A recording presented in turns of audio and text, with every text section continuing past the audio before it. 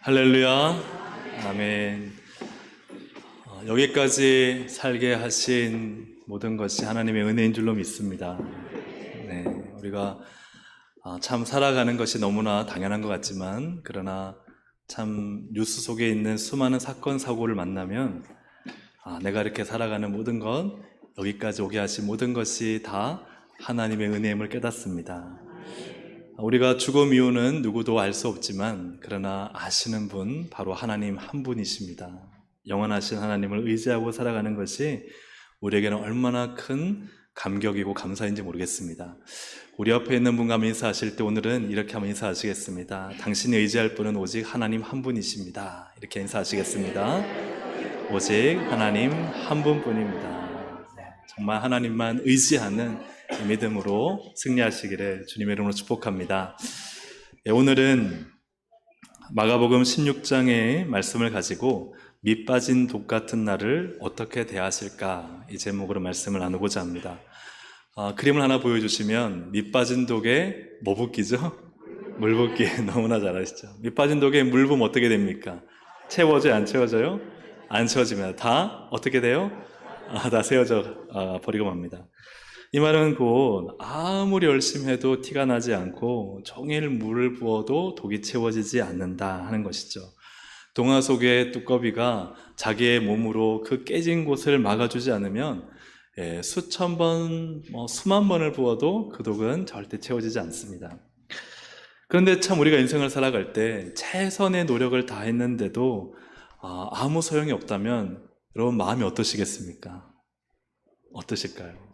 정말 모든 방법을 다 쓰고 모든 노력을 다 했는데도 계속 줄줄줄 세워나가고 열어보니까 하나도 채워져 있지 않은 거예요. 그럴 때 참 우리는요, 실망스럽고 답답하고, 그냥 어떤 경우는 짜증이 나고 화가 나거나 아예 그냥 포기해 버릴 것입니다. 오늘 이러한 마음이 아마 예수님의 마음이 아니셨을까. 오늘 본문의 제자들 보면요, 참 밑빠진 독에 물붓기 같습니다. 마리아는 부활하신 예수님을 만납니다. 그리고 이 기쁜 소식을 제자들에게 알리는데요, 10절부터 11절까지를 함께 같이 읽어보겠습니다. 시작. 마리아가 가서 예수와 함께 하던 사람들이 슬퍼하며 울고 있는 중에 이 일을 알림해 그들은 예수께서 살아나셨다는 것과 마리아에게 보이셨다는 것을 듣고도 믿지 아니하니라. 아멘. 믿었어요? 안 믿었어요? 안 믿었어요. 근데 이 마리아는 믿을 만한 사람이에요? 안 믿을 만한 사람이에요? 믿을 만한 사람이에요. 믿을 만한 사람의 명백한 증거도 듣고도 믿지 않는 거예요. 그런데 그것만이 끝이 아닙니다. 엠마오로 가는 두 제자가 가다가 동행하는 한 분과 한참 이야기하다 보니 그분이 누구냐? 예수님인 거예요. 부활하신 예수님을 이 두 제자가 만나고 다시 예루살렘으로 돌아옵니다. 자, 그리고 12절과 13절 함께 읽어보겠습니다. 시작. 그 후에 그들 중 두 사람이 걸어서 시골로 갈 때에 예수께서 다른 모양으로 그들에게 나타나시니 두 사람이 가서 남은 자들에게 알렸으되 역시 믿지 아니하니라. 믿었어요? 안 믿었어요? 안 믿었어요. 역시 믿지 않았습니다. 앞에 막달라 마리아가 증거했는데도 믿지 않고, 이제 두 번째쯤이면 믿어야 되는데도 믿지 않더라는 거예요. 제자들이 예루살렘에 모였을 때 그때 모든 제자들 가운데 예수님이 나타나십니다. 14절 함께 읽겠습니다. 시작. 그 후에 11 제자가 음식 먹을 때에 예수께서 그들에게 나타나사 그들의 믿음 없는 것과 마음이 완악한 것을 꾸짖으시니 이는 자기가 살아난 것을 본 자들의 말을 믿지 아니함일러라. 주님이요, 꾸짖으셨어요. 무엇을 꾸짖으셨습니까? 그들의 믿음이 없고 또 마음이 어때요? 마음이 완악한 거예요. 이 완악하다는 것은 헬라어로 스클레로칼디아라는 단어인데, 이것은 마음이 굳어 있다, 냉대함, 마음이 차갑다, 이러한 의미를 가지고 있습니다. 그들의 마음이요, 굳어져 있어서 다른 사람의 말이 그 속으로 들어가지가 않으니까 믿지를 못하는 거죠.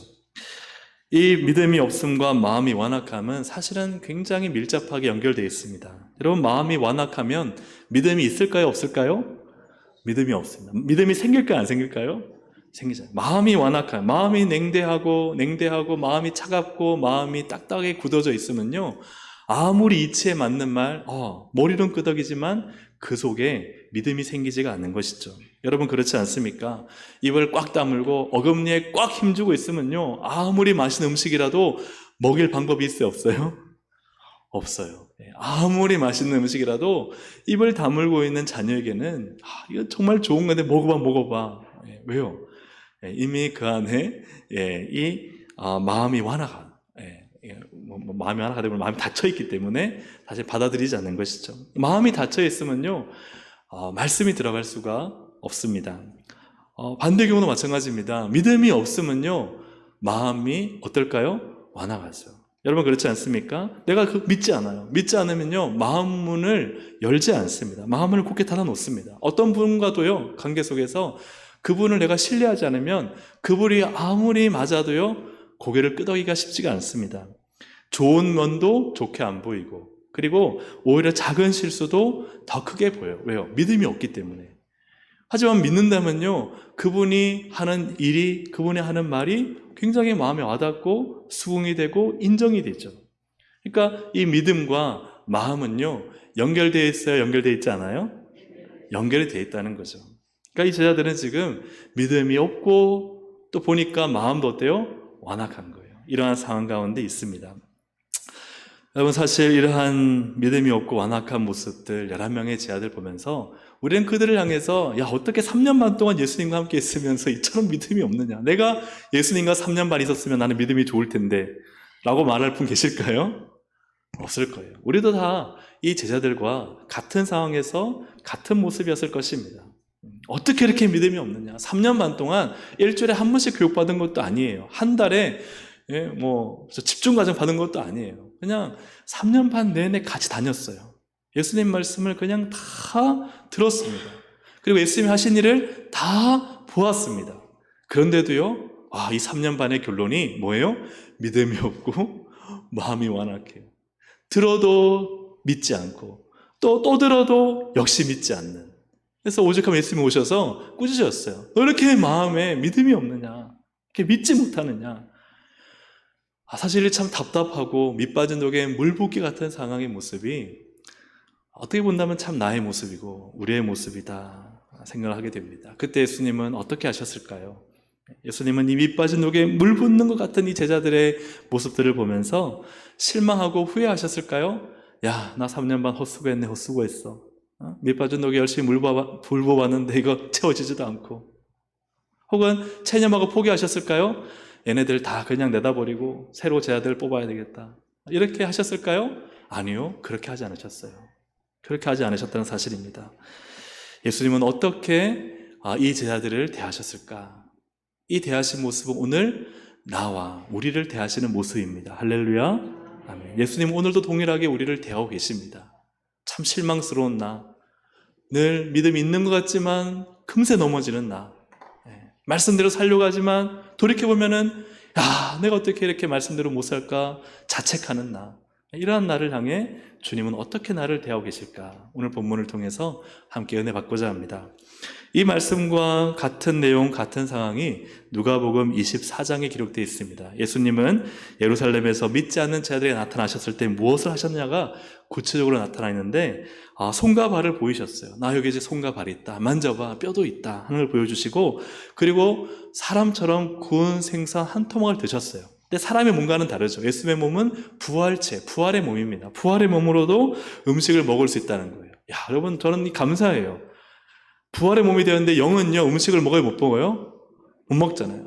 이 맛있는 음식 먹으면 여러분 기분 좋아요, 안 좋아요?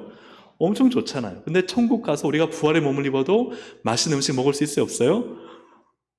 있다는 거예요. 저만 좋은가요? 예. 예. 하나님은 우리에게 부활의 몸을 주시는데 예수님은 이 부활의 몸으로도 생선, 구운 생선 한 토막을 드시는 모습 보여주심으로 내가 부활의 몸을 입었다는 것을 보여주십니다. 그리고 성경을 깨닫게 하세요. 주님이 하신 말씀을 깨닫게 하시고 구약을 깨닫게 하시고, 그리고 제자들에게 복음의 증인 삼으시는 일들을 이야기하십니다. 그리고 나서 누가복음 24장에 한 가지 당부를 하십니다. 이 당부가 우리가 오늘 읽은 마가복음 16장에는 기록되어 있지 않은 거죠. 그것이 무엇이냐면은 누가복음 24장 49절입니다. 같이 한번 읽어보겠습니다. 시작. 볼지어다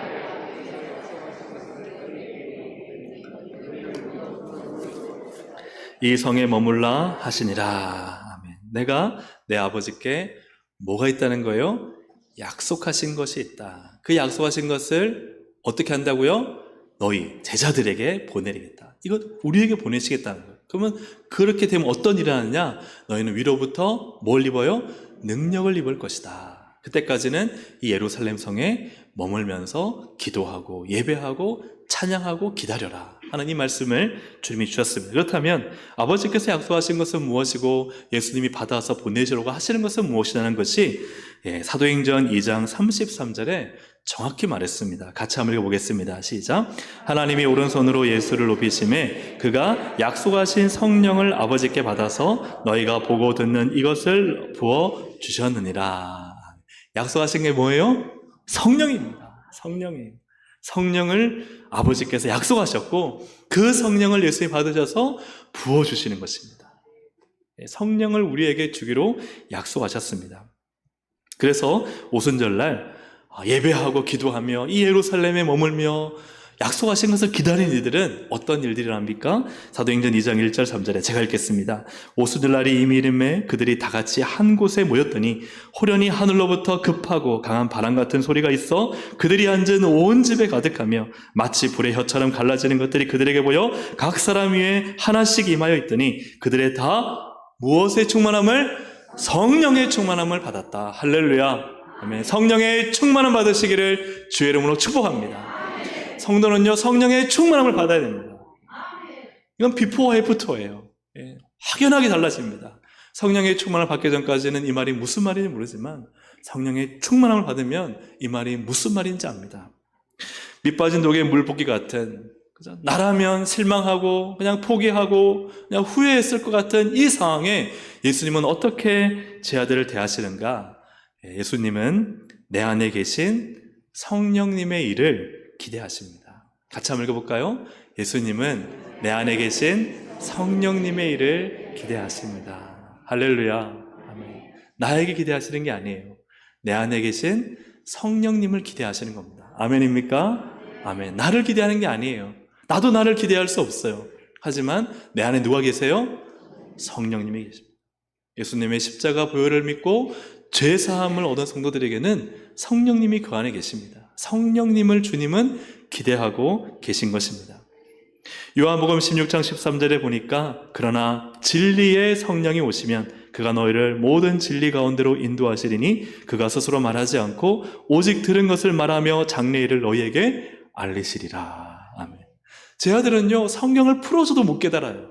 그런데 성령 임하시니, 진리의 성령 임하시니 진리를 깨닫게 됩니다. 예수님이 생명이고 진리임을 깨닫습니다. 그래서 예수님이 잡히자 다 도망갔던 제 아들이 이제는 진리를 깨닫자 진리이신 예수님을 위해 인생을 내놓습니다. 왜요? 성령님이 그 안에서 진리를 깨닫게 하셨기 때문입니다. 사도행전 1장 8절에 보니까 같이 읽어볼까요? 오직 성령이 너에게 임하시면 너희가 권능을 받고 예루살렘과 온 유대와 사마리아와 땅끝까지 이르러 내 증인이 되리라 하시니라. 아멘. 너희가 마음을 다부잡고 각오하고 목숨을 걸어 너희 힘으로 증인이 되라고 말씀하지 않습니다. 오직 성령이 너희에게 임하시면 너희가 권능을 받을 터인데 그러면 증인이 된다라고 말씀하시죠. 성령이 임해야 됩니다. 성령이 내게 권능을 주셔야 됩니다. 성령의 충만함을 입어야 합니다. 그래야 주님의 증인으로 살아가는 것이죠.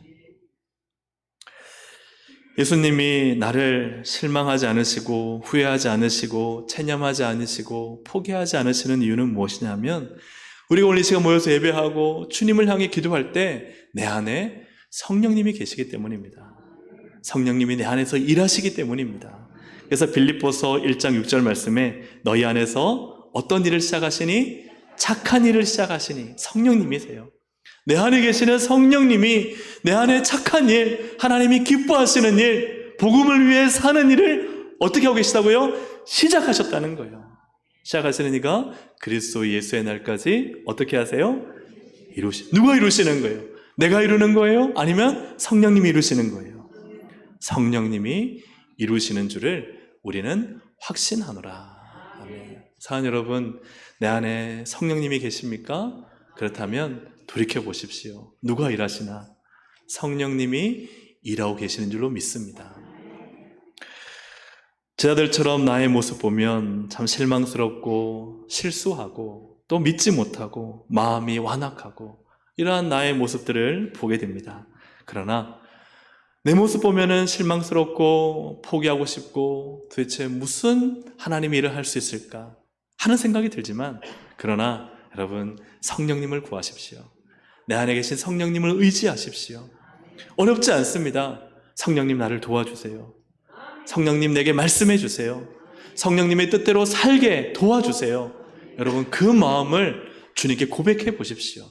그러면 성령님은 우리 안에 착한 일을 시작하십니다. 사랑하는 성도 여러분, 내 안에 있는 성령님을 의지합시다. 정말 밑빠진 옥에 물붓기 같은 나일지라도 주님은 나를 기대하고 계십니다. 사실은 나를 기대하는 것이 아니라 내 안에 계신 누구를요? 성령님을 기대하고 계십니다. 여러분, 나를 기대하지 마십시오. 사람을 기대하지 마십시오. 사람을 기대하면 어때요?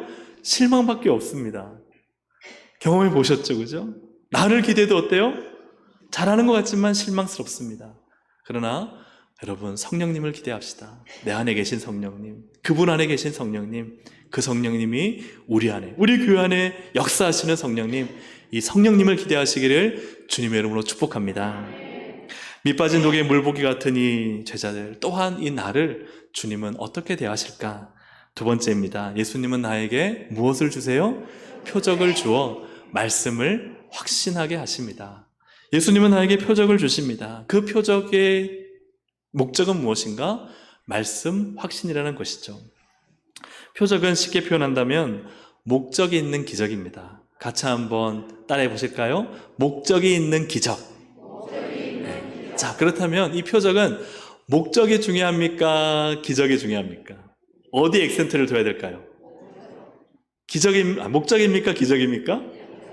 네, 기적이라는 분도 있고 목적이라는 분도 있는데, 가장 중요한 핵심은 이 기적은요, 목적을 위해 존재한다는 거예요. 그래서 목적에 액센트를 둬야 돼요. 근데 우리는요, 여러 가지 기도해서 응답받으면은 목적에 이렇게 액센트를 둡니까? 기적에 액센트를 둡니까? 기적에, 하나님 응답하셨다, 해결됐다, 그죠? 고쳐졌다, 이렇게 우리는 기적에 액센트를 두지만, 그러나 이 기적을 통해서 하나님은 목적을 가지고 계시다는 거예요. 목적을. 그래서 그게 표적이라는 거예요. 표적은 기적을 통해서 하나님이 목적을 이루신다는 거예요. 그 목적은 바로 말씀을 확신하게 하시는 것입니다. 요한복음 6장 14절에 보니까 그 사람들이 예수께서 행하신 이 표적을 보고 말하되 이는 참으로 세상에 오실 그 선지자라, 즉 메시아라. 우리가 기다리던 이 메시아다. 무엇을 보고요? 표적을 보고. 그냥 일어나는 기적, 신비한 일들을 보고 야, 흥분된다, 야, 이런 일들이 신기하다라고 끝나는 것이 아니라 예수님이 메시아구나, 구원자구나 하는 것을 그들이 고백하게 됩니다. 이 기적과 표적의 목적은 무엇입니까? 예수님은 메시아다. 예수님을 믿을 때 나타나는 표적들에 대해 오늘 본문에서 제 아들에게 말씀하실 때 17절, 18절 함께 같이 읽어보겠습니다. 시작. 믿는 자들에게는 이런 표적이 따르니니 곧 그들이 내 이름으로 귀신을 쫓아내며 새 방언을 말하며 뱀을 집어올리며 무슨 독을 마실지라도 해를 받지 아니하며 병든 사람에게 손을 얹은즉 나으리라 하시더라. 아멘. 제 아들에게 표적을 말씀하셨습니다. 표적을 약속하셨습니다. 어떤 약속이 있느냐? 믿는 자들에게는 첫째, 귀신을 쫓아낸다. 둘째, 새 방언을 말한다. 셋째, 뱀을 집어올리며 독을 마셔도 해가 돼야 안 돼요? 해가 안 된다.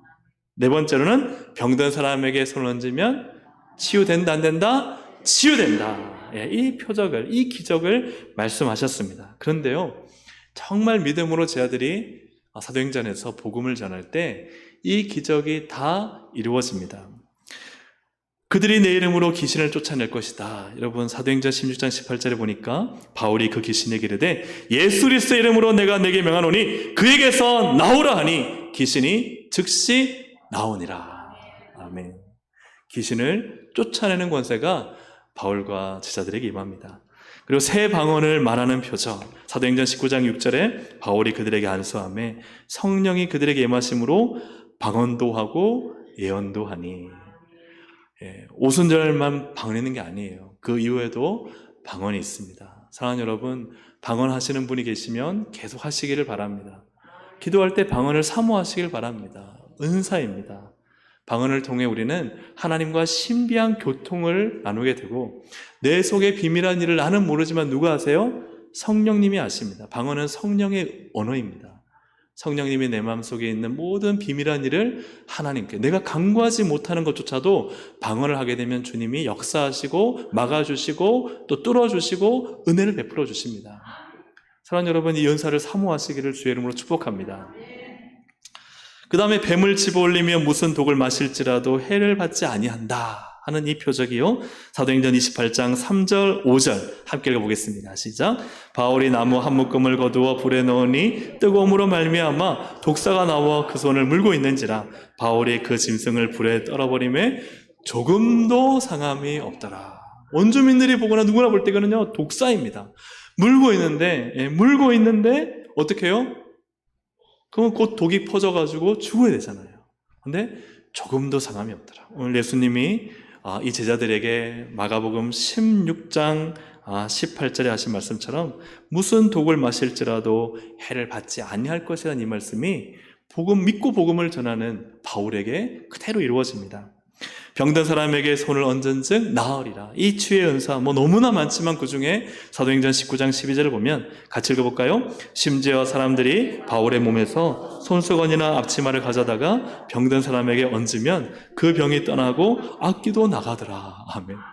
손을 얹는 것보다 더 기가 막힌 일이 나왔어요. 그냥 이 바울의 손수건이나 이런 거 하나만 가져다가, 앞치마만 가져다가 바울과 터치하지도 않고 그것만 믿음을 가지고 얹었는데도 병이 떠나고 악기도 나가는 역사가 일어나는 것을 보게 됩니다. 예수님은 제 아들에게 이 일이 이루어지기 전에 너희가 믿을 때 이 표적이 따를 것이다. 그리고 이 표적이 사도행전에 보면 그대로 이루어지는 것들을 보게 됩니다. 사랑하는 여러분, 이 놀라운 은혜와 기적과 표적은 지금도 있습니다. 아멘입니까? 아멘. 믿음으로 기도하고 선포하시기를 주님의 이름으로 축복합니다.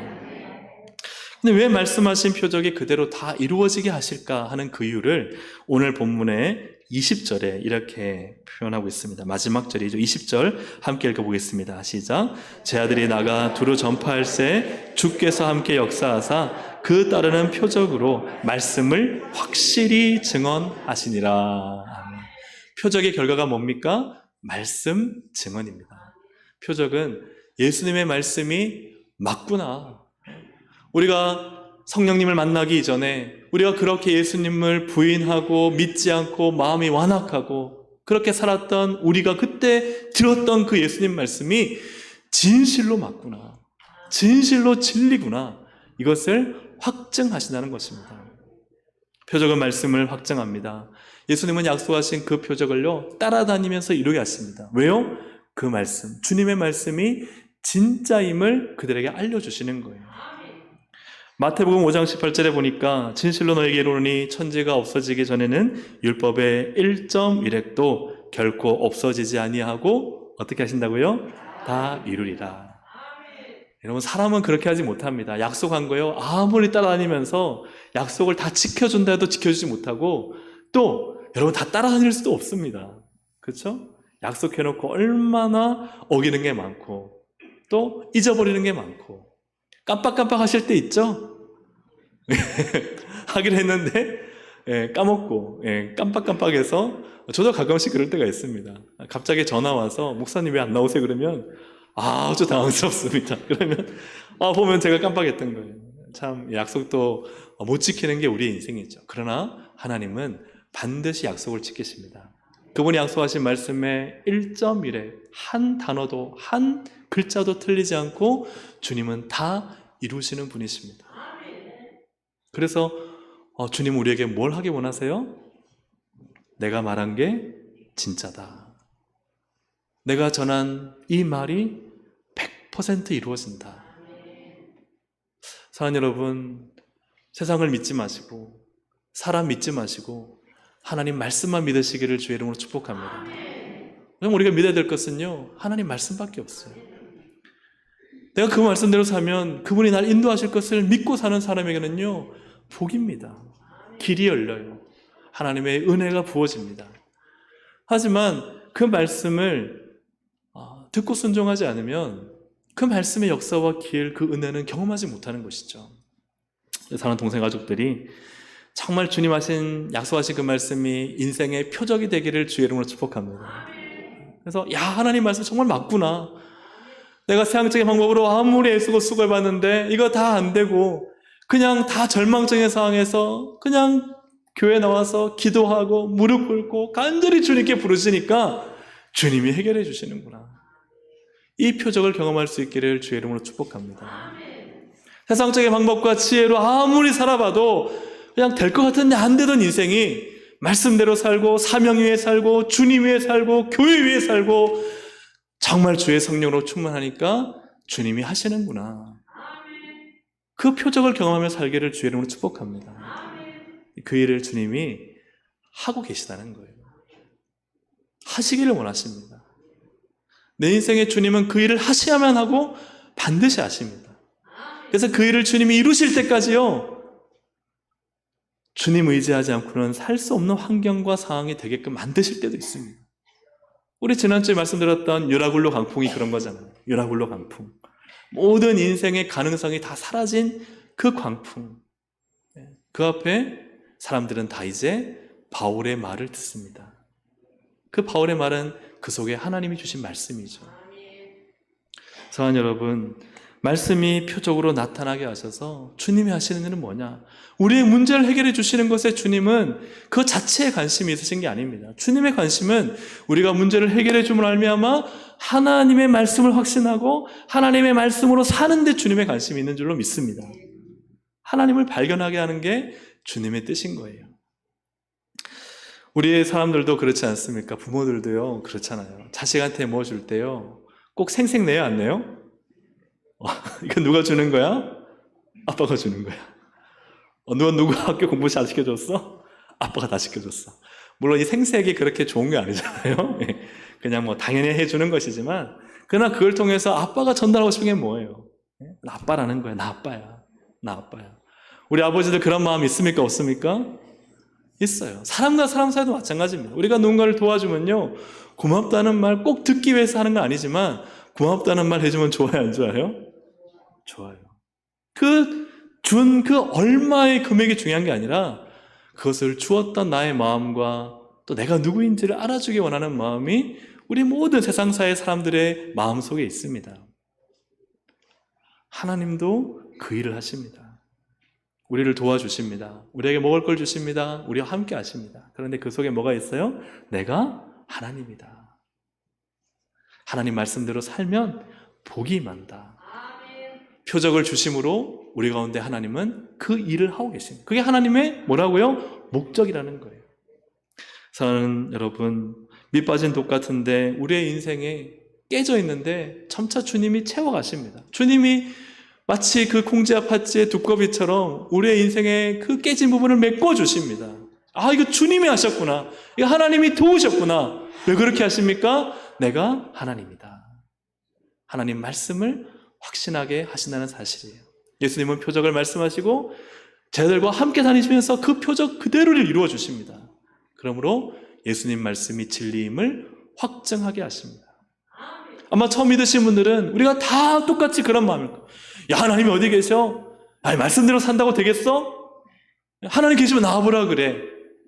때때로는 뭔가 기적이 생겼으면 야, 정말 하나님 하셨다 해놓고는 한 달, 두 달 지나면 우연히 일어났겠지. 아니, 내게 그냥 좋은 일이 생긴 거야. 소 뒷걸음치다가 쥐를 잡을 수도 있지 뭐야.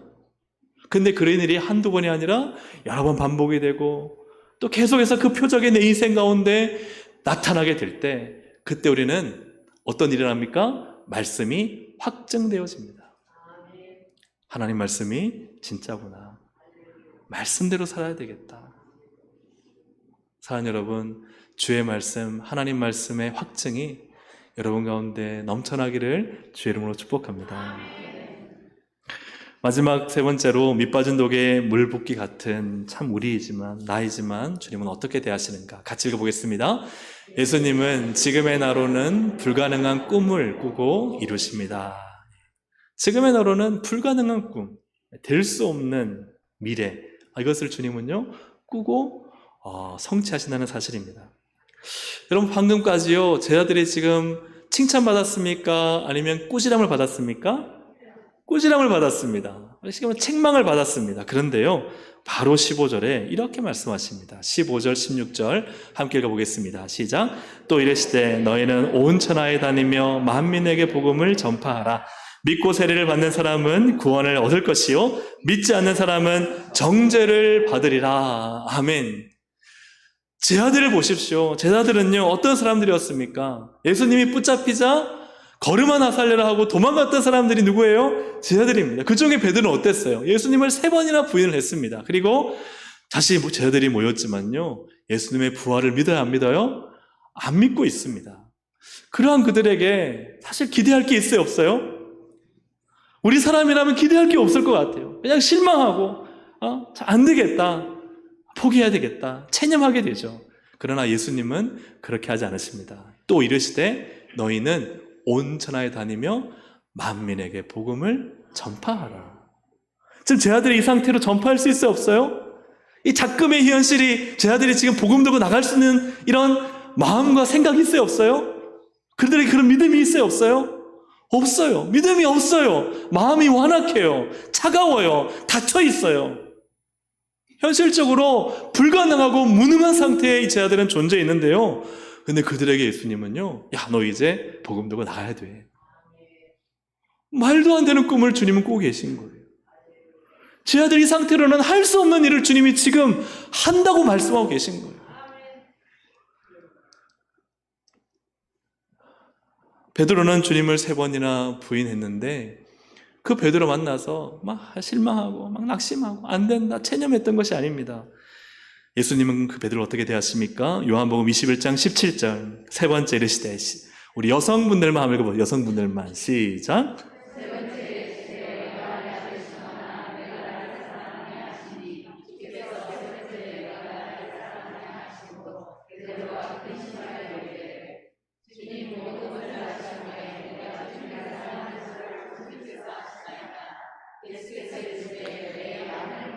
아멘. 내 양을 먹이라. 내 양을 먹이라.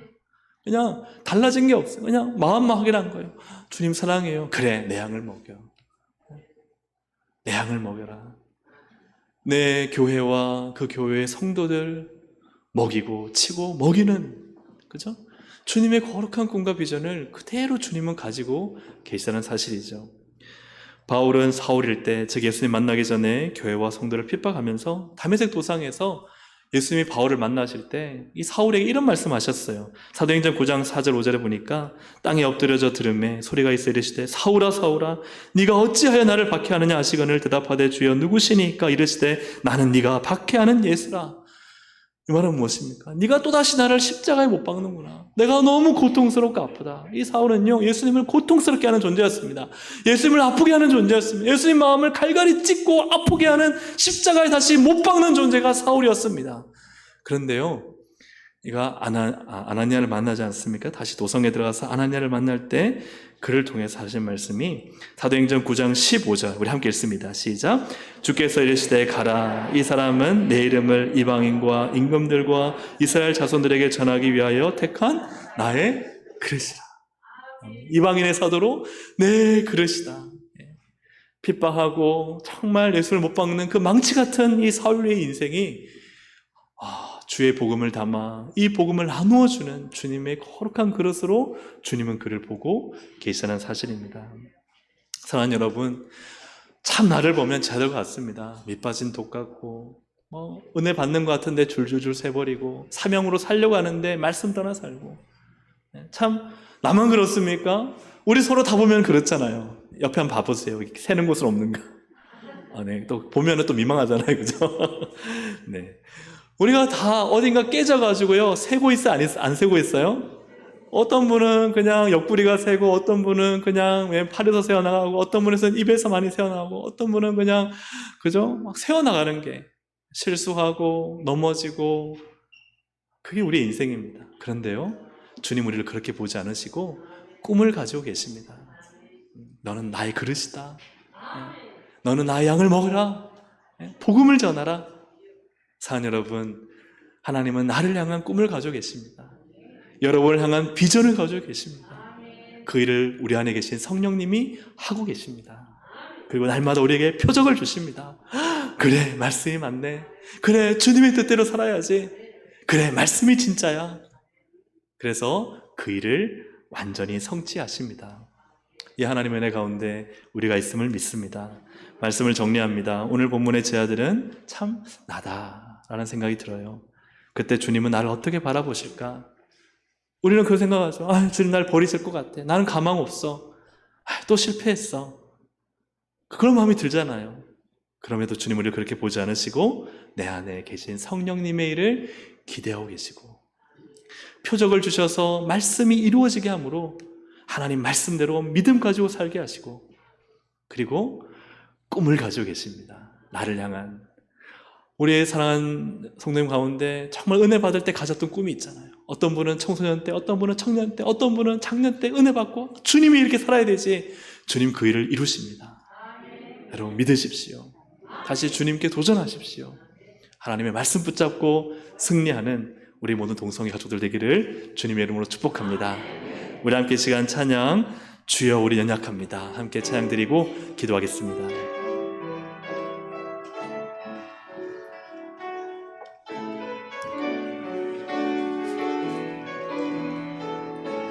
주여 우린 연약합니다. 주여 우린 연약합니다. 우린 오늘을 힘겨워합니다. 우린 오늘을 힘겨워합니다. 주 뜻 이루며 살기엔 부족합니다. 주님 우린 연약합니다. 주여 우린 넘어집니다. 주여 우린 넘어집니다. 오늘 하루 또 실수합니다. 주의 긍휼을 구하는 죄인입니다. 우리 주만 바라봅니다. 한없는 주님의 은혜, 한없는 주님의 은혜, 온 세상 위에 넘칩니다. 가릴 수 없는 주 영광, 온 땅 위에 충만합니다. 주님만이 길이오니 우린 그 길 따라갑니다. 그날에 우릴 이루신 주는 완전함이. 다시 한번 고백합니다. 주여 우린 연약합니다. 주여 우린 연약합니다. 우린 오늘을 힘겨워합니다. 우린 오늘을 힘겨워합니다. 주 뜻 이루며 살기에 부족합니다. 우린 연약한 주여 우린 넘어집니다. 주여 우린 넘어집니다. 오늘 하루 또 실수합니다. 오늘 하루 또 실수합니다. 주의 긍휼을 구하는 죄인입니다. 우리 주만 바라보.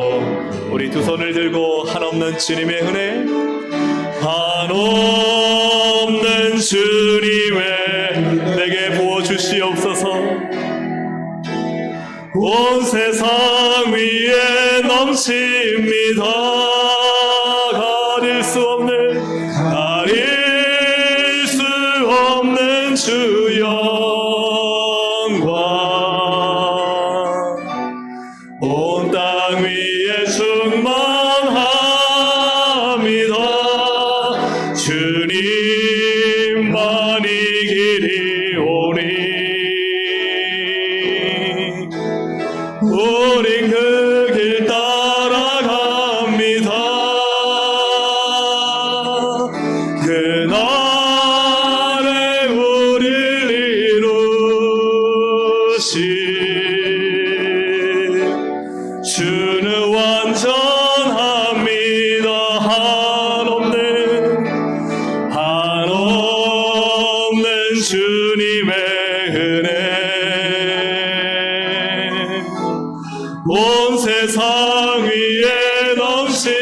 하나님 은혜를 부어주시옵소서. 가릴 수 없는 주 영광, 오늘 이곳에 온 땅 위에 충만합니다. 주님만이 길이오니 우린 그 길 따라갑니다. 믿음으로 고백합시다. 그날에 우릴 이루신 주는 완전합니다. 그날에 나를 이루실, 그날에 나를 이루신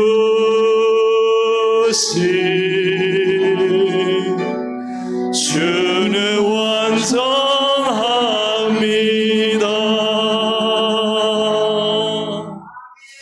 할렐루야. 아멘. 여러분 믿읍시다. 말씀은 이루어집니다. 하나님은 이루십니다. 하나님이 역사하시면 어떤 것도 막지 못하고, 하나님이 일하시면 그 어떤 일도 하지 못하실 일이 없습니다. 말씀이 표적이 되어 그 말씀을 확증하십니다. 하나님의 말씀 믿고 나가면 표적이 나타납니다. 하나님의 기적이 이루어집니다.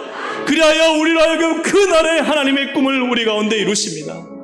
사랑하는 여러분, 주님이 우리 가운데 이 일을 이루실 것을 믿고, 내 남은 생애가 얼마인지는 알지 못하지만 하나님의 꿈을 내 인생 가운데 이루어 주십시오.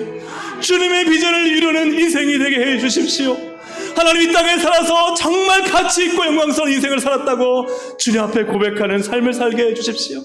밑빠진 독에 물 붓는 것 같은 나의 인생, 깨지고 새고 무너지고 아무것도 정말 만족할 수 없는 인생일지라도 다시 나를 하나님 채우시고 넘쳐나게 하나님 바라보니 하나님 그 일 나의 인생 가운데 이루어 주십시오. 우리 시간 주여만 부르고 믿음으로 기도하시겠습니다. 주여! 하나님 아버지, 시간 믿음으로 선포하며 기도합니다. 주님이 이루십니다. 내 안에 착한 일을 이루시는 성령 하나님, 내 안에 일을 이루시는 것을 믿습니다. 나는 늘 깨어져서 하나님 새고 아버지 하나님 좌절하고 넘어지고 실망하고 하나님 믿지 않고 마음이 완악하지만, 그러나 내 안에 계신 성령님은 지금 일하시고 지금도 내 안에서 말씀을 믿게 하시고 그 말씀을 순종하게 하시고 그 말씀대로 주님의 사명 감당할 때 하나님은 인생의 표적을 주시고 그 표적이 그 말씀이 진리임을 깨닫게 하셔서 하나님 말씀으로 살게 하십니다. 말씀으로 살게 하십니다. 그래 하나님 아버지, 나에게 하나님의 놀라운 꿈을 이루어 가십니다. 비전을 바라보게 하십니다. 비전을 생각나게 하십니다. 하나님 주신 꿈을 향해 하나님 나가게 하십니다. 하나님 주님이 주신 이 거룩한 꿈을 가지고 하나님 오늘도 살게 하여 주시옵소서. 거룩한 꿈, 하나님의 비전이 우리 가운데 반드시 이루어질 것을 믿습니다. 그날에 이 모든 일들을 이루실 하나님을 찬양하오니 하나님 우리 가운데 함께 하셔서 영광 받아 주시옵소서. 하나님 역사하여 주시옵소서. 하나님, 밑빠진 독에 아무리 물을 부어도 새어나갑니다. 지난 인생 돌아보니 열심히 살았는데 주님, 왜 이리 내 인생의 독에는 찬 것이 없는지. 하나님, 그 독을 메우시고 그 물을 계속해서 차올라게 하셔서 흘러넘쳐 이 독으로 수많은 생명을 살리고 하나님의 꿈을 이루게 하실 분은 내 안에 계신 성령님이십니다. 성령님, 이 일을 이루어 주옵소서. 우리 사랑하는 동생 가족들 한 분 한 분에게 계신 성령님, 이 일을 이루어 주옵소서. 그날에 하나님의 꿈을 우리 가운데 이루어 주셔서 하나님, 내 인생 가득 차고 흘러넘쳐 채워졌도다, 넘쳤도다, 오직 하나님의 은혜로다 고백하는 우리 동성의 모든 가족들 되도록 주님 역사하여 주시옵소서. 이 모든 말씀 예수님의 이름으로 기도드립니다.